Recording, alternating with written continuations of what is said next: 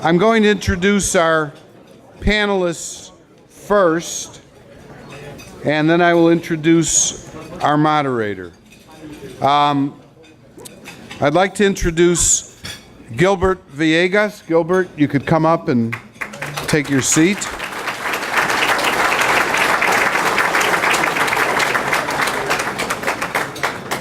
Gil was first elected in 2015. He's the alderman of the 36th Ward. He was honorably discharged from the Marines. That's what it says here. Okay. And thank you for your service, Gil. Thank you. Appreciate it. Since he's been a member of the City Council, he has introduced and passed legislation that focuses on providing opportunities for minorities, women, and veteran-owned businesses. He's a regular attendee at our City Club luncheons and a speaker at the City Club. By the way, when he was in the military, he served during Operation Desert Shield and Desert Storm.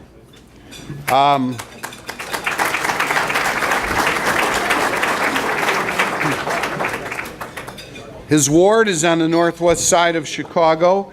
It encompasses some diverse neighborhoods: Belmont, Cragen, Dunning Shores Village, Hermosa, Montclair, and Portage Park. He's been on the Steinmetz College Prep LSC, the Chabon and Bell Park Advisory Councils, and many more. Thank you, Gilbert.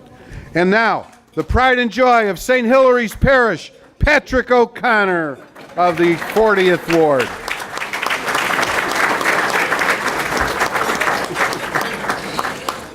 I know that because I used to live in an adjoining ward, and Pat and I would often run across each other and talk. And I really enjoyed talking with his father, who was a mainstay in the water department for many years and a walking historian of the city of Chicago.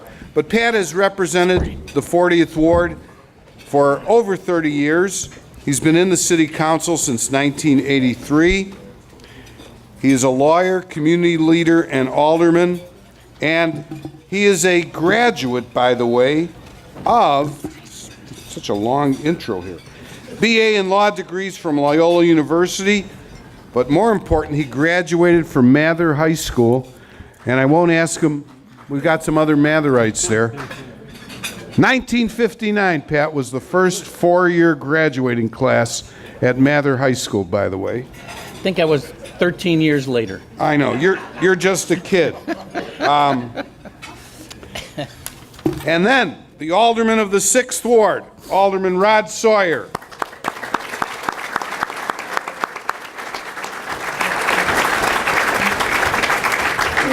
Rod has been alderman since May of 2011, and his ward represents Chatham, Chesterfield, Englewood, Greater Grand Crossing, Park Manor, Auburn, Gresham. He became the Democratic committeeman of the 6th Ward in March of 2012. He's chair of the City Council Black Caucus. He's attended many of our City Club meetings, has been a speaker at City Club, for which we're very, very thankful. He's a graduate of St. Ignatius College Prep. Bachelor of Science in Finance from DePaul University. His law degree is from IIT, Chicago-Kent College of Law. And in his spare time, Mays, Jackson, WVON, you're going to like this. He enjoys DJing as an amateur music mixologist. Maybe you can put him to work. Not an amateur. Not an amateur. Yep. And I always tell this to Rod whenever I see him, but many, many years ago, when I directed the Intergovernmental Executive Development Program, I had his nephew, Charles, as one of my students. That's right. I always tell that. Okay, now, this program will be moderated by a very special person, Rosemary Swierk. She is founder and president of Direct Steel and Construction, which is a general contracting construction management firm. She has a Bachelor of Science from Indiana University, She is a Dartmouth Tuck executive degree and holds the Goldman Sachs 10,000 Small Business Certificate. She has a few years of experience in real estate development and construction. She has received many awards.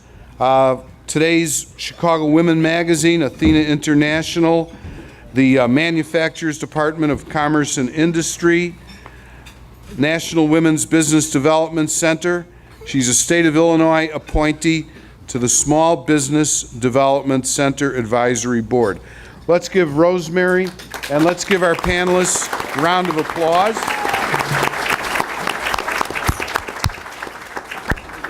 It's all yours.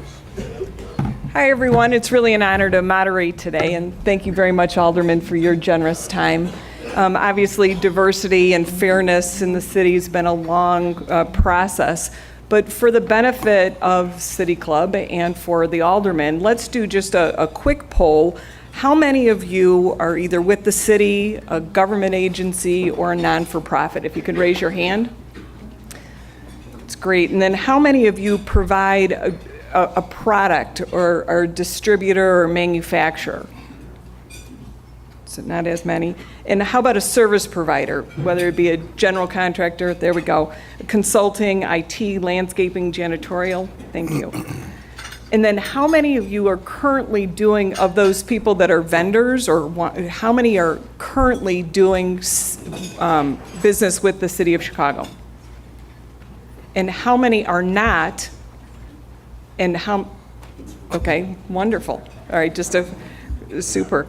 And then of those doing work with the city of Chicago, and there were a lot of hands that went up, how many are prime contractors? And how many are subcontractors? And how many of the subcontractors want to be prime contractors? Okay. Yeah. So, you know, this has been, supplier diversity has a storied past. In 1985, a Chicago Tribune article noted the city of Chicago lagged far behind many other states regarding to overall procurement. The city has 29 departments and 6 agencies, and that's a lot to coordinate. In May of 2015, the city created a procurement reform task force. And this group consisted of about 60 government and non-for-profit leaders who were tasked with achieving the following before 2021. So increasing transparency, decreasing administrative burdens, and lowering barriers. And I believe, Alderman Sawyer, you participated in that task force, is that accurate? No. No, okay. But as a result, Would like to have done. Yeah. As a result, 31 recommendations were provided, and a copy of these recommendations and the statuses of 2017 can be found online, but about half of those have been completed. And most of the items completed revolve around writing best practices, establishing quarterly reporting systems, and as Liz Farmer of Governing wrote in December of 2017, the hardest part is yet to come. So this gets to the meat of a lot of the diversity issues. The city of Chicago is roughly comprised of 32% African American, 29% Hispanic, and 5% Asian. A November 2017 report by the Chicago Tribune indicates the city of Chicago achieved its procurement goals of 26% minority and 6% woman-owned. However, only 8% was awarded to African American owned businesses, while Hispanic achieved 14.5% and Asian American about 4%. So despite the impressive efforts to improve procurement, the audience poll and the statistics would indicate that there may be issues not being addressed or addressed effectively through the recommendations. So moving from the process to results, Alderman, and particularly you, Alderman Sawyer, you're quoted in the Chicago Sun-Times acknowledging, quote unquote, they get paid slow. So what efforts, processes, or results have been implemented to eliminate these obstacles? Good afternoon, and thank you. First of all, I'd like to say that administratively, I think we're doing a much better job than we were years ago. I think vendors are getting paid a little quicker. I know if we all collectively make nudges, they get paid that much faster. But I don't think that's the underlying problem that we're having, though. I understand that some contractors have an issue with, some don't like to get involved in government contracting because of the slow pay and because of other administrative barriers. I've even had some that don't like to disclose their net worth. Quite a few that don't want to talk about what they have because they kind of feel that it's nobody's business, which is one of the reasons I've administered one of the sections that I'm talking about is eliminating net worth disclosure requirements because, again, it is no one's business. But I think, when we're talking about payment and things like that, there are issues, but I don't think that's the overall issue on why we're not succeeding, particularly in the African-American community, when it comes to government contracting. One, I'll just say this very quickly. One, I believe that African-Americans are too dependent on government contracting, first of all. But that problem underlies, and I know, are there any developers in the room? Couple, okay, good. And I'm talking to you in particular. Those that have private developments seem not to have enough African-American involvement in those developments, particularly as primes or significant artisans. So steel metal workers, and I know we have African-American firms that do this type of work, sheet metal, electricians. I call them the real craftsmen in the construction areas. And I give that challenge to those of you that are developers to allow, or not allow, just look at black contractors when you're putting up your developments. I don't want us to be too dependent on government contracts, because if government dries up or if you get too successful, you get kicked out of the program and you don't have work. So I think those are the issues that we have. And I think Latino contractors, women contractors, all experience those same things.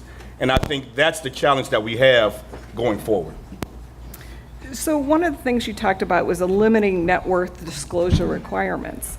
So, I can tell you from personal experience, the city of Chicago doesn't recognize me as a woman. I can't get certified because my net worth requirements are too high. So I become too successful for the program.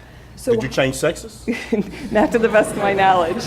You're still a woman. I mean, and I think that's where some of the breakdown occurs. So so in those 31 recommendations, there was nothing in there to address it. So what do you propose?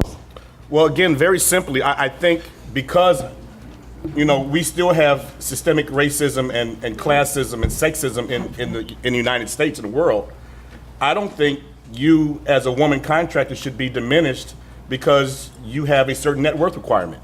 I don't think that should be anyone's business. As we're talking about other things, like Gil and I are working on a few things with the SBI, MBI initiatives, again, but part of that you're going to have to start disclosing. And now my assumption is that a lot of people aren't going to apply for these things, but they don't want people to know what they have.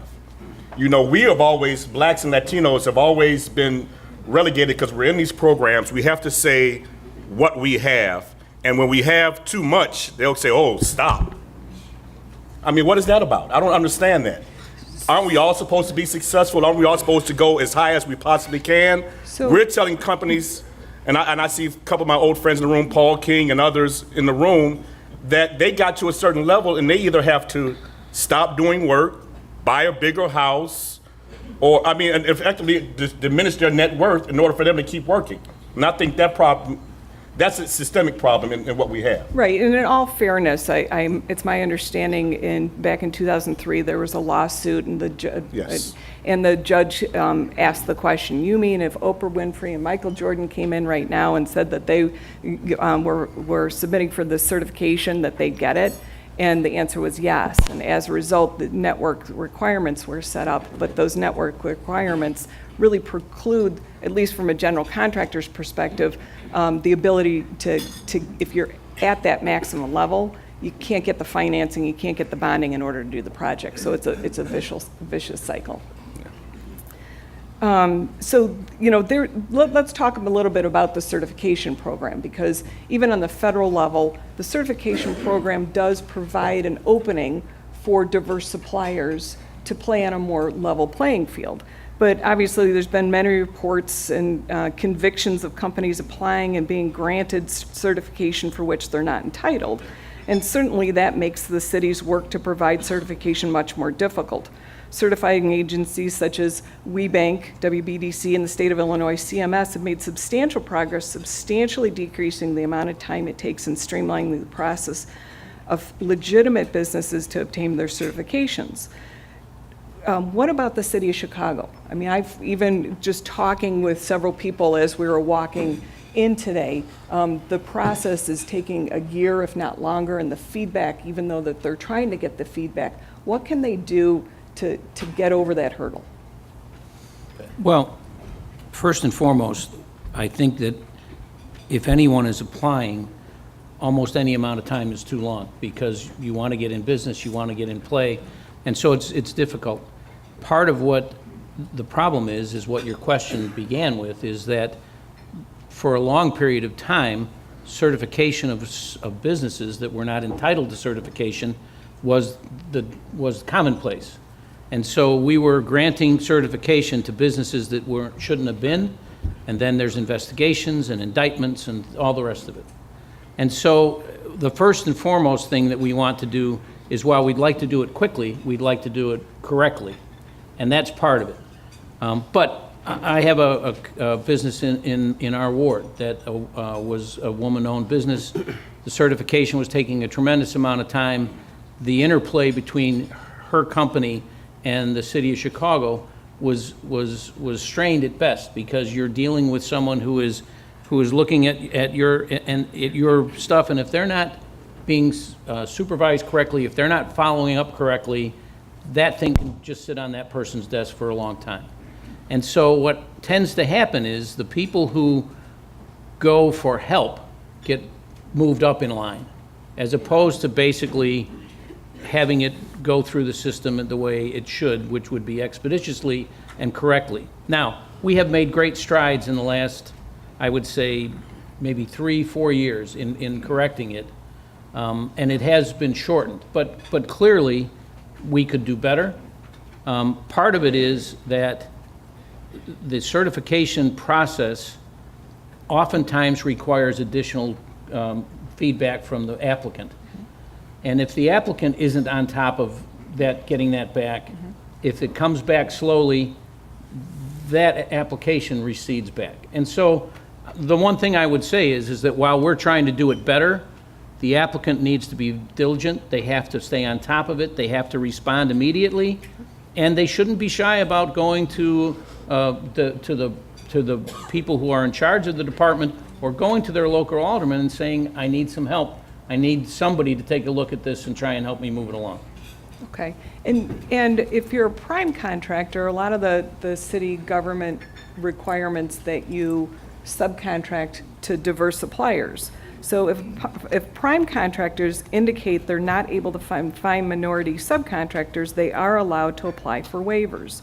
Certainly, contractors must demonstrate good faith efforts in attempting to meet those diverse participation goals.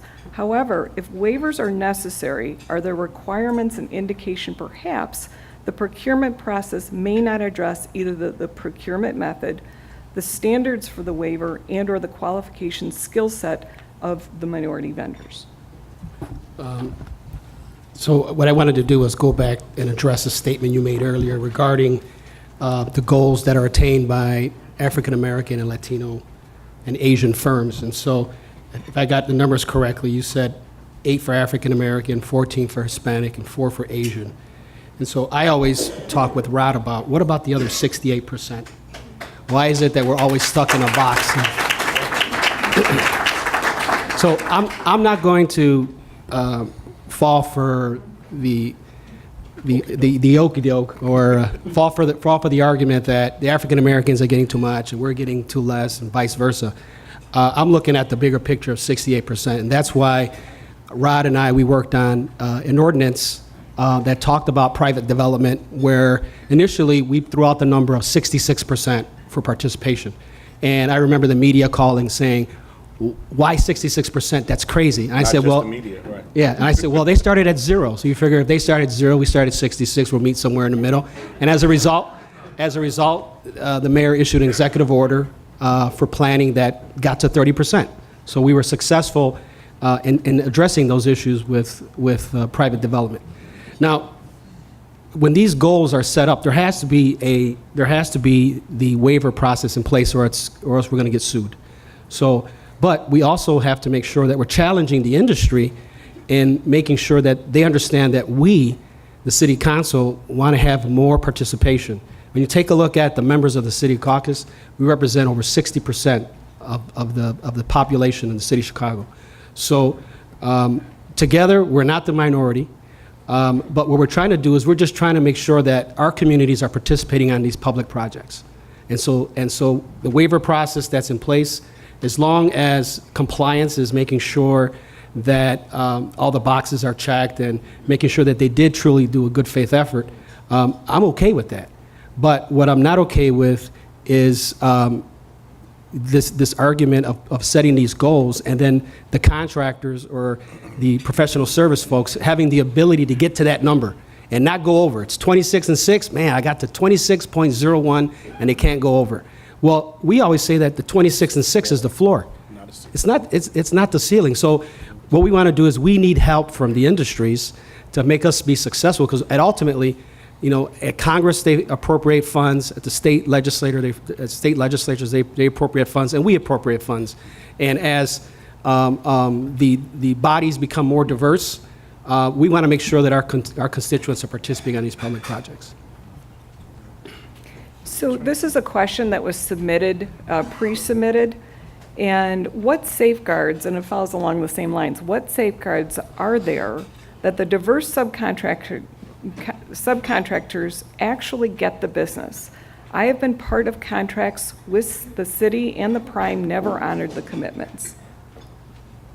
Where they never honored their commitment? This is what this read. Well, you all should be talking to Gil and I, really, that that's something that we want to hear about and obviously are concerned about.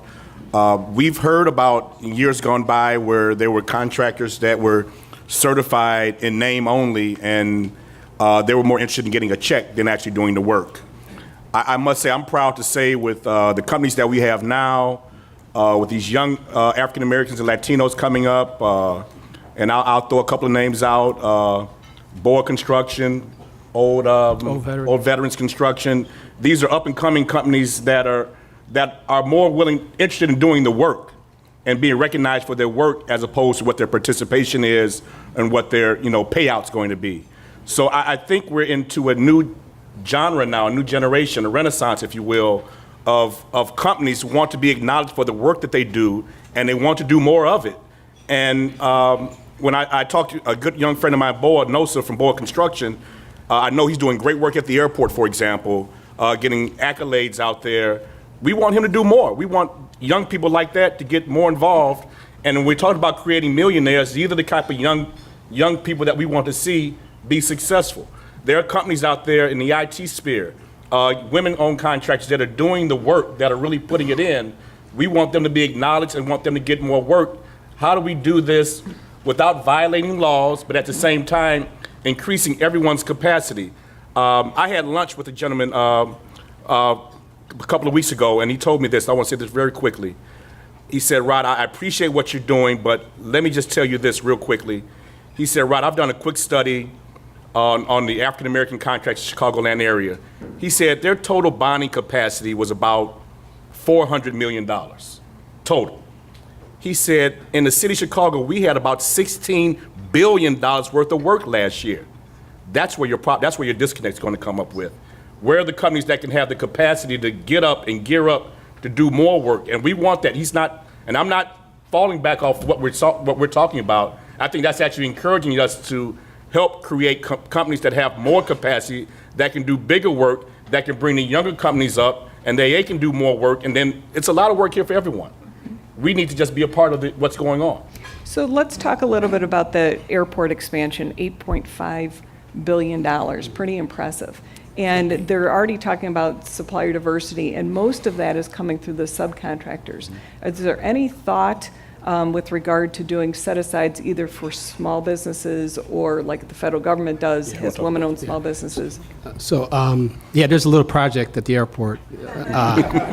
But what Rod and I and Pat Dow, what we did was we introduced with the guidance of Alderman O'Connor as well. We introduced a ordinance that created a subcommittee or a committee, oversight committee, that will meet on a quarterly basis throughout the term of the project to make sure that as barriers come up, as issues come up, where we have successes, we can replicate those.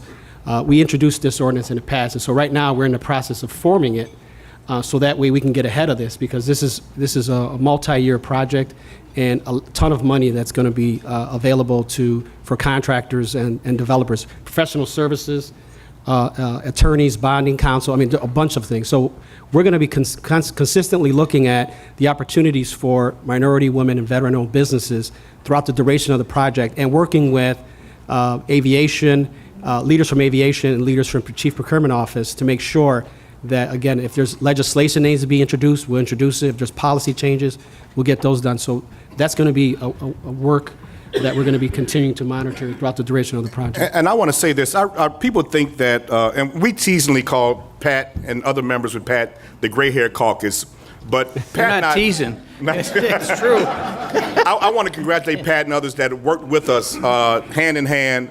Alderman Zalewski, I see him in the audience. When we raised that issue, they responded right away and said, you know what, you're right. Let's work out something so that we can, trust but verify what's going on as things go forward.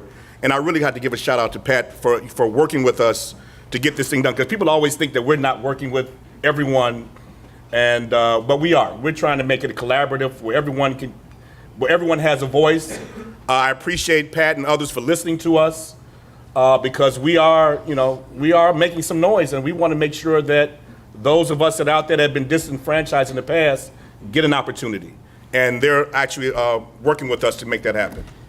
I appreciate that, Rod, and I think it's important for folks not to just focus on the idea that these programs give companies opportunities. What these programs do is give people jobs. That's right. And that's the more important part. It's nice that people who own companies will become richer. It's nice that they will be able to afford more and be able to do more. But factually speaking, the goal of these things is to put people to work. If you look at what's been going on at O'Hare Airport for the last couple of decades and what will go on for the next decade or so, there are people who are tradesmen, there are people in the union workforce that could spend their entire adult work life working at O'Hare Airport, being paid by private dollars at a wage that is livable and beyond. And we're doing this with our goals because we're doing it with non-federal money. If it were federal money, these goals would be much different and much more harsh in allowing us to do the things that we want to do and achieve the goals we want to achieve. And so while the focus is in procurement is the company that's getting to get it, the goal is not to make new millionaires, right? The goal is that person who owns that company is going to put people to work, and that's going to lift up the entire city of Chicago. If you look at what's out there now, there's a tremendous vista of cranes that are up above and at the building heights in downtown Chicago. That's all good jobs for people that live in our communities and some of the surrounding communities. But factually speaking, we can be a catalyst, but those jobs are the private jobs. Those jobs are where it's all private dollars and all private money, and that's where we hope that our programs will provide opportunities for companies to do business with us, but not to be dependent on us forever, but to move into that private dollar area so more small companies can move into the space that they've vacated so that we can continue to bring companies up. This is not, government is a great source of funding for some companies, but government should be a catalyst. It shouldn't be the end of the road. So along those lines of bringing in the smaller contractors, even the Chicago's former deputy procurement officer and now the Illinois Tollways chief of diversity and strategic development is reported to have said, let alone smaller firms, they can't afford to deal with the bureaucracy. And even when you go into to some of the bid procurements. It's a 3-page, single-line checklist of those documents that need to be completed. What is being done to address some of the laborious administrative work that's required, if anything? I would say that the reason why they're 3 pages or 3 paragraphs long is because you start getting attorneys involved in the discussion, and so they're always risk averse, and so they're like, well, let's make sure of this, make sure of that. So I think that sorry, attorneys, that's the truth, though. So Picking on us. Sorry, it's the truth. so yeah, so exactly, get paid by the word.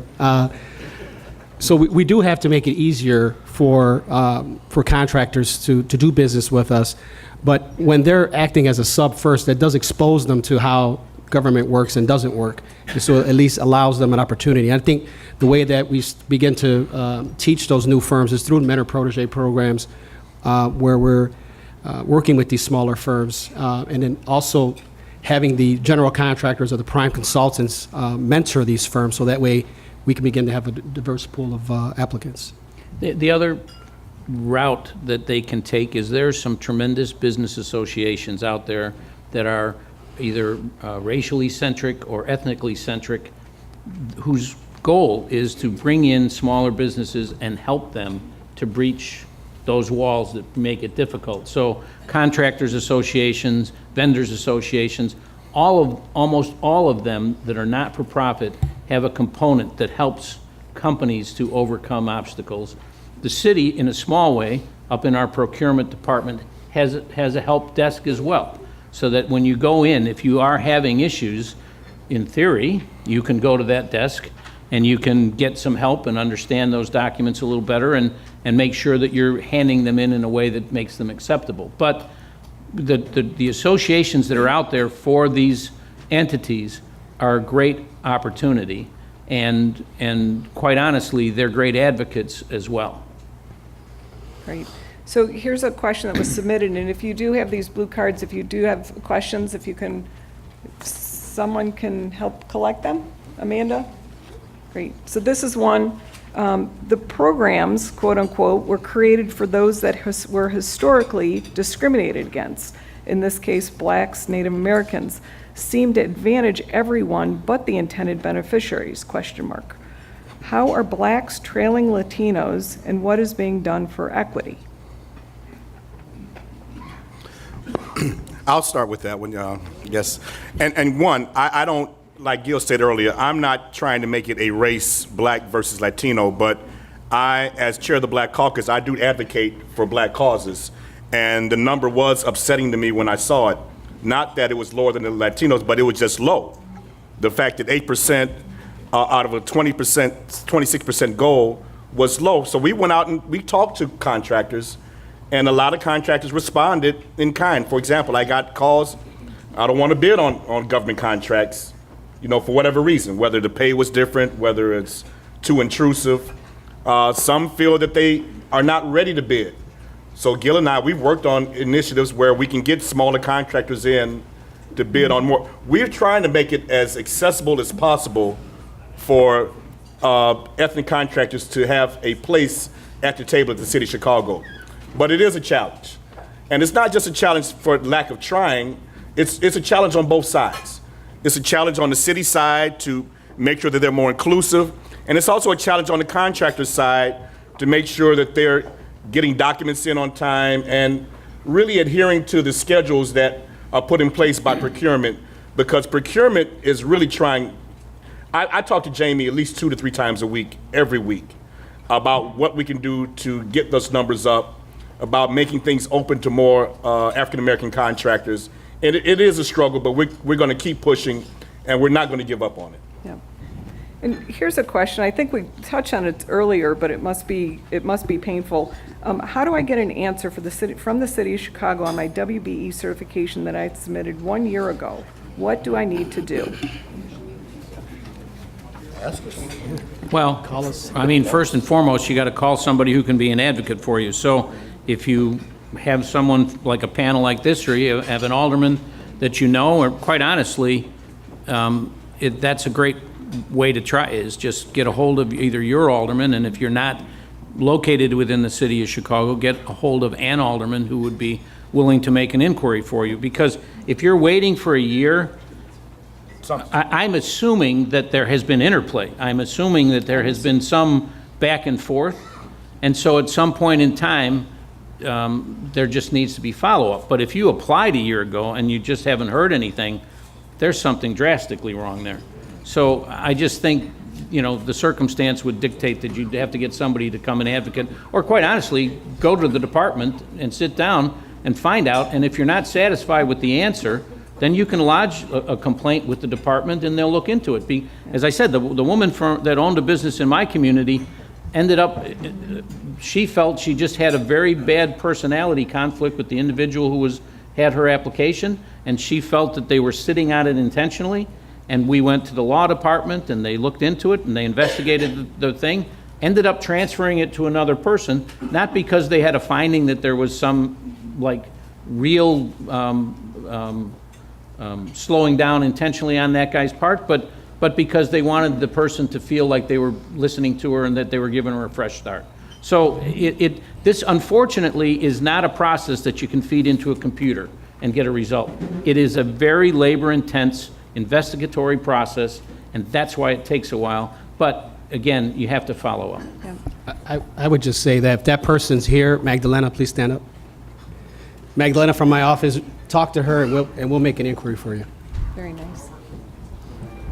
All right, and again, we touched on this a little briefly too. With all the new opportunities in construction and technology in the city of Chicago, why not, as a trial run, remove the revenue caps so that minority firms can actually build real wealth in Chicago?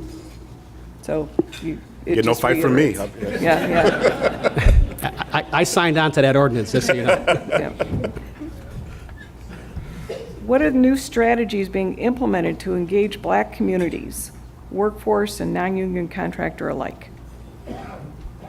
Sorry, you said non-union? It says workforce and non-union contractors alike. I know that we try to do as much as we can as far as outreach is concerned. When I have contractors, and it's interesting because I've only been there 7 years now, and I'm just starting to have contracts. So I have to talk to my colleagues oftentimes to find out what's the best protocol. And one of my favorite aldermen to talk to, I'll put her name out here, has been Pat Dow.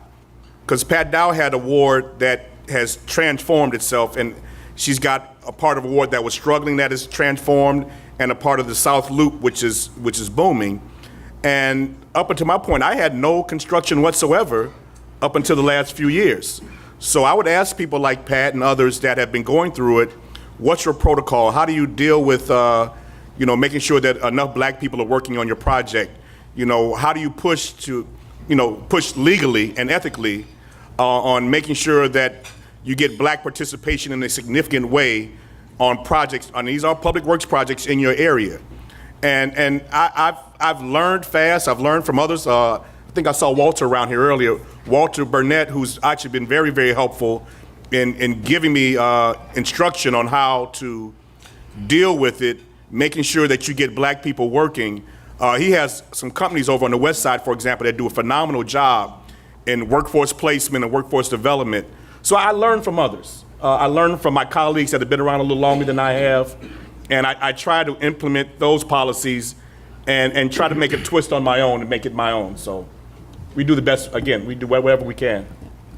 I would also add that when contractors at some point are looking to get into the public sector, that they have to make a business decision as to whether or not they want to be with a collective bargaining union or not. So there's all the project labor agreements that are in place, if you're going to participate in public projects, chances are you're going to have to make a business decision on whether or not you want to be a union contractor. And the City Council, we've been very supportive of project labor agreements, and so those are decisions that you'll have to make. All right, I did not ask for this question, but I got a kick out of it, so I'm going to read it anyway. If the argument for the goals and participation is based on race population, why is the women's goal held at 6% when they are 51% of the population?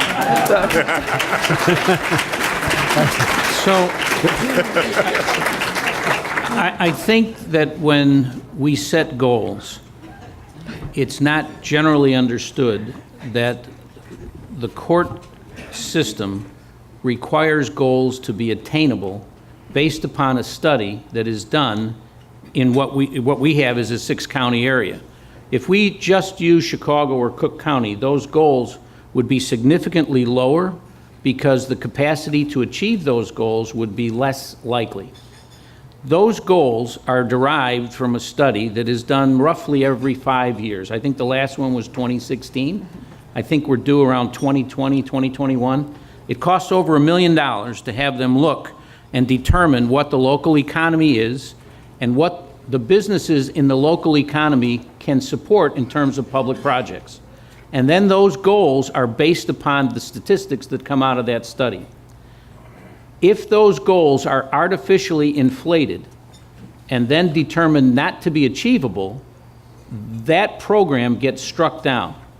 And not only does the program get struck down, but then all of the people that would be bidding under that program no longer have the opportunity. So while we at the City Council, for instance, in the goal that relates to women, the last time that this thing was brought before the council, the recommendation of the study was slightly lower than what we ended up with, because we as a council felt we're going to try and push it up higher. But the Corporation Council was very clear that if we pushed it up artificially high and well beyond what that study said, we jeopardized the entire program. And so it's not a question of what the population is made up of, it's what the business owners out there are made up of and what their capacity is to perform those public jobs. And we have a tension that exists because we have members of the council that would like to push these things into the stratosphere, and you have lawyers and others that basically would not want to see this struck down. Our program has been struck down in the past. And as a result, each time the court comes in and modifies what our program is or strikes down a portion of our program, we are now saddled not with a legislative answer, but with a court-determined answer. And that makes it harder on us. So it's a cute question, but it's not based upon the criteria with which we have to arrive at these goals. And this is a statement, it's like the gift that keeps giving. Please let the alderman know the 1 year for WBE certification is not atypical. Thank you. Magdalena, you're going to be busy. Okay. All right, so why do prime contractors expect subcontractors to work at a 2 to 3% profit margin?